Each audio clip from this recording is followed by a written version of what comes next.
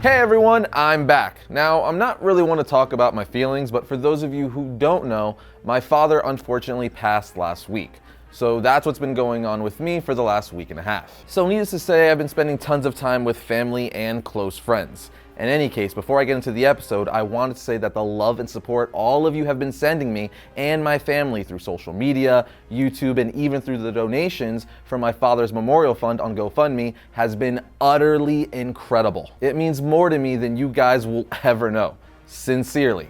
Once again, it demonstrates why the Variant Nation is easily the best comic book community on the internet. With that said, my father loved superheroes, and it's a big reason why I love them so much. So let's talk about them and all the other cool nerdy stuff that came out of San Diego Comic-Con this past weekend. Now, while we didn't make it to San Diego this year, we put together some highlights from the biggest news, panels, and surprises from the 4-day mega event. And there's really only one place to start: the absolutely dominant display put on by DC Entertainment. From major announcements and reveals for DC Comics, movies, and TV shows, to the massive and awesome DC Universe experience, DC was not messing around this year, which was pretty smart on their part considering Marvel Studios, Game of Thrones, and Stranger Things all decided to sit this one out. DC kicked things off with a bang by unveiling a first look at their upcoming DC Universe streaming service, including complete details, price options, and early sign-up. At the same time, they released the first trailer for the new platform's flagship show, Titans. With this being the first impression for the DC Universe lineup,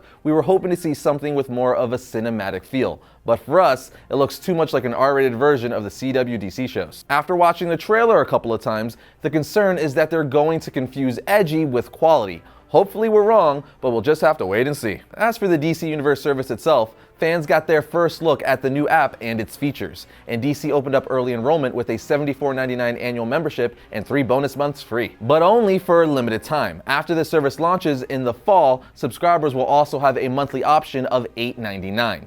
Either way, it's a pretty good deal for DC fans considering what you're going to be getting. In addition to the first look at the platform, the DC Universe experience put fans inside the comics with several walkthrough areas themed after the Court of Owls, Harley Quinn, Swamp Thing, and a mystery room designed as Dick Grayson's apartment. It was pretty much DC-topia. Jeff Johns then announced that he will be writing and executive producing a new Stargirl series exclusively for the DC Universe, which is the 6th series to be announced for the streaming service, alongside Titans, Swamp Thing, Doom Patrol, Young Justice, and Harley Quinn. But also on the TV front, DC gave us a trailer for Flash Season 5, which revealed Cicada as the new villain, along with new footage for Black Lightning Season 2, Arrow Season 7, Legends of Tomorrow Season 4, and Supergirl Season 4. But the biggest splash on the TV side was the first footage for Young Justice Outsiders Season 3.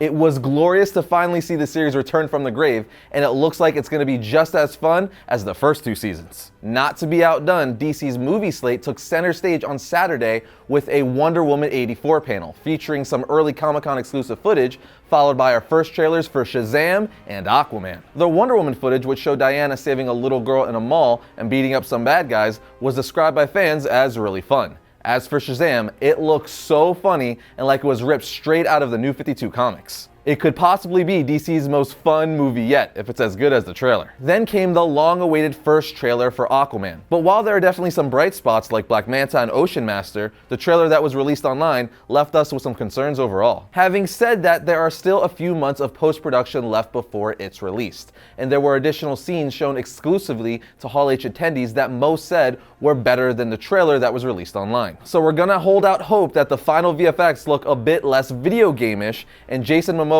surfer dude version of Aquaman is dialed back a bunch. It wasn't all live action on the DC movie front though, because DC Animation got into the mix with the release of their 2019 slate.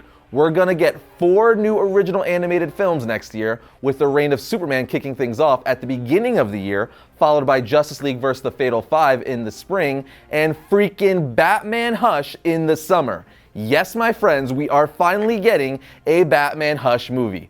I am so stoked for this. The 4th and final animated movie in 2019 will be Wonder Woman Bloodlines, which is also really cool, but no release date has been revealed yet. All of these will also be available on DC Universe. man, I'm gonna love the crap out of that app. Anyway, DC Collectibles also made their mark on Comic-Con by unveiling some amazing new pieces, including a new line of Aquaman movie statues, which look very cool, the Rick Baker Joker bust, which is really different and I love, 2 new Batman Black and White statues from the Batman Black and White line, a new Big Barter statue for the DC Bombshells line, and new Nightwing, Joker, Batgirl, and Harley Quinn DC Essentials figures. But their biggest reveals for me was the next wave of Batman the Animated Series figures, which includes Scarecrow, Two-Face, Hardak, frickin' Grey Ghost, and last but certainly not least, Batman complete with his Bat Cycle. I want, I need, I will have. DC Collectibles also previewed their upcoming Justice League the Animated Series line, which looks absolutely glorious and will be part of my collection as soon as they come out. In fact, we'll likely be reviewing these guys for you around their release, so be watching out for that. Finally, on the comics front,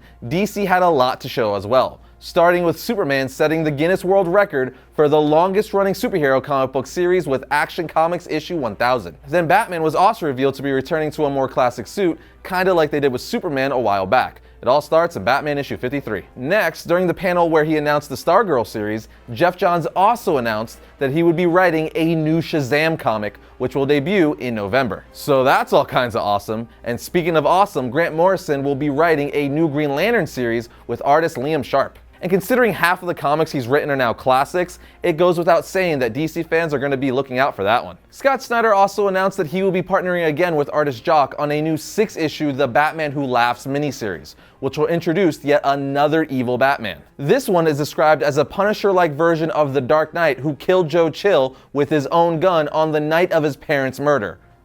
Yes please. Lastly, we got our first look at Tom King's upcoming series, Heroes in Crisis, which will tackle the issues of PTSD and dealing with tragic and dramatizing circumstances by introducing a place called Sanctuary, an ultra-secret location used to help superheroes who've been traumatized by crime fighting and combat. King, a former CIA counterterrorism officer himself, was quoted as saying, "I want to speak about and to this new war generation, the millions of people who have fought bravely overseas and have come home to try to return to their normal lives. I want to talk about their hopes, their pains, their triumphs. I want to use DC heroes to tell their stories." These are pretty big issues to take on, but they're also really important. So I love that DC and Tom King are doing this series. Good on you, Tom. Good on you. Overall, DC put on a great show at San Diego Comic-Con this year, but they weren't the only ones to have some big announcements. Other comic book news from the con included Marvel revealing a new X-Men Black 5-issue miniseries, with each issue focusing on a different villain from mutant history, starting with Magneto, then Emma Frost, Mojo, Mystique, and Juggernaut.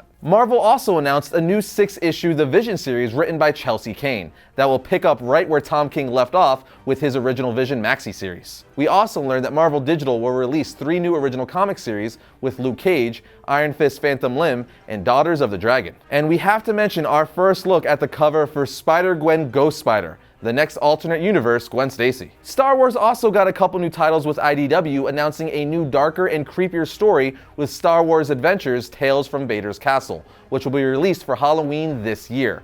And Marvel announced a massive new 24-issue cross-era Star Wars epic that will focus on 24 different heroes and villains from the Star Wars universe. The stories will be broken into 3 parts: the Age of Republic covering the prequel era, Age of Rebellion covering the original trilogy, and the Age of Resistance covering the current sequel era. The series will start with Age of Republic in issue 1 focusing on Darth Maul, which we find particularly interesting since we recently saw the reappearance of Darth Maul in the Han Solo standalone movie. So I'm curious to see where they're going with that. But staying in the Star Wars universe, Lucasfilm and Disney also shocked and blew fans' minds with the announcement that the animated series Star Wars The Clone Wars will return to complete the series with the launch of Disney's new streaming service next year. And it looks so good. Take a look.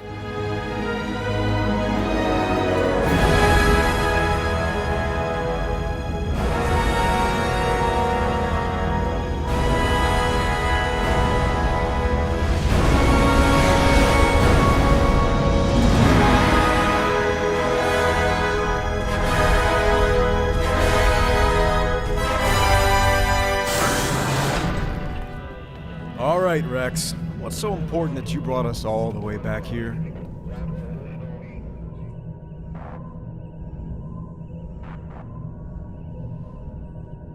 Hello, Master.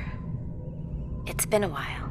See? Told you it was good. Most fans have been distraught over the cancellation of the show after the 6th season before it could resolve many of the storylines. So this was huge news for Star Wars lovers everywhere. Moving on, there was a crap ton of additional movie and TV streaming news coming out of the con all week as well, including a first look at the first female Doctor Who, which looks like fun and fans of the show are excited about. We also got some surprisingly cool first look footage for the upcoming 9th season of The Walking Dead, along with confirmation that this will be Andrew Lincoln's last season playing Rick Grimes. Not sure where they're going to go with the series from here, as it will be forced to deviate even further from the comics with Rick's departure, but maybe it's time to wrap it up, people. Sony and Universal also held panels in Hall H on Friday for Glass, Bumblebee, Spider-Man Into the Spider-Verse, and Venom. Footage was shown for each of them, but the only trailer to be released online was for Glass. Check it out. My name is Dr. Ellie Staple, and I'm a psychiatrist.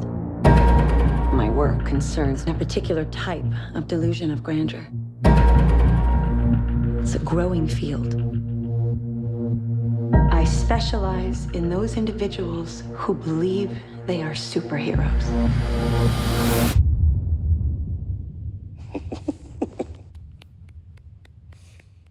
Good for you.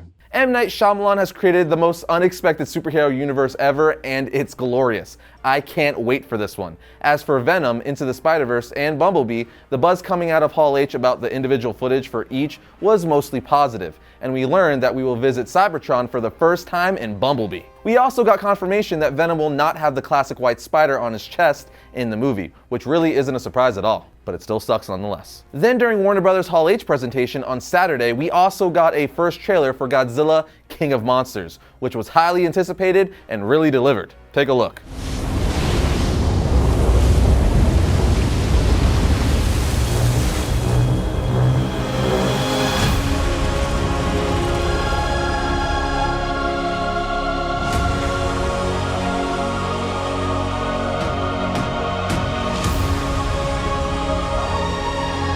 You are out of your goddamn mind! I am sorry, but this is the only way.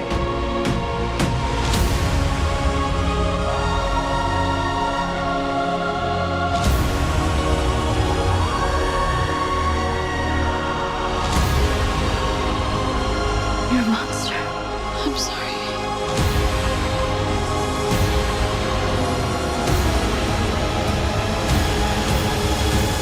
This movie looks pretty incredible. In the trailer, we see the return of Godzilla himself and get our first look at Mothra, Rodan, and the three-headed monster villain, Ghidorah. My butt will be firmly planted in an IMAX seat for this one. Godzilla was then followed by the cast of Fantastic Beasts: Crimes of Grindelwald, including a surprise appearance by Johnny Depp in full character as Grindelwald. After which, we got a massive new trailer for the movie, which revealed a good deal more of the film's tone. Let's take a look.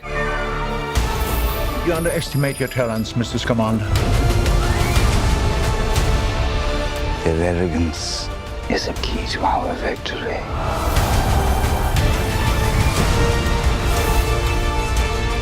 Muggles are not lesser.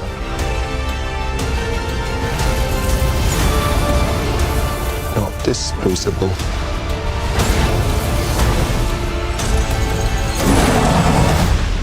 You're too good news. You never met a monster you couldn't love.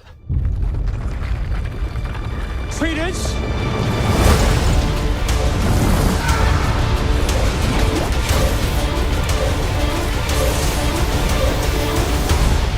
Mr. Scamander. Do you think Dumbledore will mourn for you? We're pretty big fans of the Wizarding World, and this movie looks freaking, well, magical. Hashtag dad pun of the day. Tim got especially giddy with the introduction of Nicholas Flamel at the end of the trailer. Flamel is of course a real-life alchemist turned important character within Harry Potter lore, who is the only known maker of the Philosopher's Stone. Anyway, we'll be there early for this one as well. Also, we're thinking about doing another episode based on the Wizarding World around the release of the movie in November, so if you like that idea, let us know in the comments below. Finally, there was a ton of amazing collectibles revealed and on display at San Diego Comic-Con as well. From Sideshow, Mezco, and Hasbro to Diamond Select and Funko, there are just way too many to list or show you in this one episode. So we've put together a write-up with some of the best Comic-Con had to offer and posted it on VariantComics.com. You'll find the link for that in the description below. I will say though, the announcement that topped them all for me came from Sideshow Collectibles with the reveal of a new line of Batman the Animated Series premium format statues. Guys, I nearly crapped a brick when I saw that. And yes, we've already RSVP'd for the pre-order. We put the link in the description so you guys can do the same. Before we get to this week's buy list, we want to thank today's sponsor, Verve. Guys, Verve is an awesome digital platform with a ton of great content. In fact, we've been using Verve for our watch-alongs on Variant Live for months. Well, for a limited time, the team over at Verve, spelled VRV, is offering you guys, the Variant Nation, an exclusive free 30-day ad-free trial of Verve Premium by going to verve.co/variant or by clicking the link in the description below. That's 30 days to watch so much awesome content, like My Hero Academia Season 3 Subbed, which we're currently watching on our Variant Live watch-along. I freaking love that show. But on Verve, you can also watch Dragon Ball Super, Attack on Titan, and one of my favorite animated shows from the 90s, Freakazoid. So good. If that's not enough for you, Verve also features other awesome content like Bravest Warriors, Rooster Teeth's Anime Ruby, and their new show, Gary and His Demons. Verve Premium gives you unlimited access to additional content from channels like Crunchyroll, Cartoon Hangover, Funimation, and Mondo, all ad-free. You can also sync episodes ahead of time so you can watch them later, or watch your shows on the go without an internet connection through the Verve app for iOS and Android. You can download the Verve app now on your Apple TV, iPhone, iPad, Android, Roku, even your Xbox or PlayStation. So access is crazy convenient. I'm telling you, especially if you're a fan of anime, you need to check out Verve. Go to vrv.co/VARIANT. That's verve.co/VARIANT, or click the link in the description and get your free 30-day ad-free trial of Verve Premium now. And when you do, join us on Variant Live Mondays to talk some anime. Again, the offer is only for a limited time, so jump on it right away. You'll be glad you did.